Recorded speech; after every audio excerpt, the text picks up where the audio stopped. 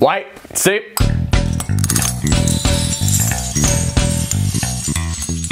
Le grad trip. On a tous eu cette personne de notre classe de graduation qui a voulu organiser un voyage pour toute l'année. Et honnêtement, sur papier, c'est pas pire comme idée. Quoi de mieux pour se dire au revoir que passer une semaine ensemble et fêter? Le problème avec ça, c'est que comme tout dans la vie, ça peut jamais être si simple. Parce que vous voyez, pour se simplifier la vie, ces gens-là vont souvent passer à travers des compagnies qui vont tout organiser pour eux. Ils ont juste besoin de trouver du monde qui veulent aller dans le sud. Wow! C'est si simple! Et en plus, les compagnies promettent aux parents qu'ils vont avoir de la supervision adulte. Et donc, ils pourront pas faire les comptes. Wow! Que c'est sécuritaire! Et en plus, les gens qui vont voir les compagnies pour organiser le voyage, ils ont la chance d'y aller gratuitement.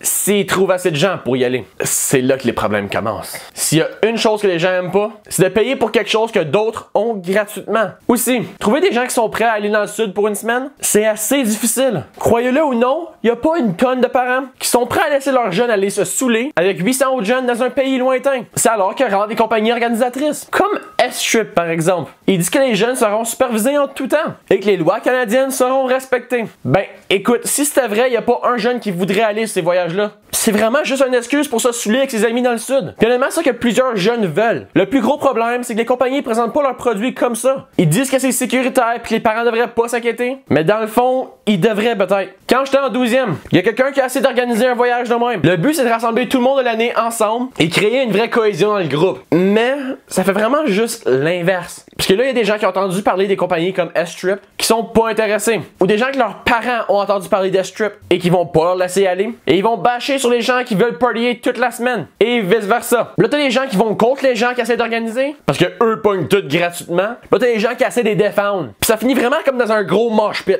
Ça crée des problèmes pour tout le monde impliqué. Et ça, sans oublier ceux qui peuvent pas se payer un voyage dans le sud. Si j'ai un conseil que je puisse vous donner, ça serait de ne pas aller ces grad trips là. La plupart des gens de votre année sont désagréables. Vous le savez. Alors, au lieu, essayez d'organiser un voyage avec juste vos amis. Allez à comme Mont-Tremblant. La plupart du temps, vous avez tous 18 ans. Donc même si vous aimez vous saouler, c'est encore possible. Et dans le fond, c'est beaucoup mieux de se saouler avec des bons amis et des étrangers à Mont-Tremblant que de se saouler dans le sud avec des gens désagréables que tu devrais revoir pour le reste de l'année scolaire. Et espérons-le, jamais après ça.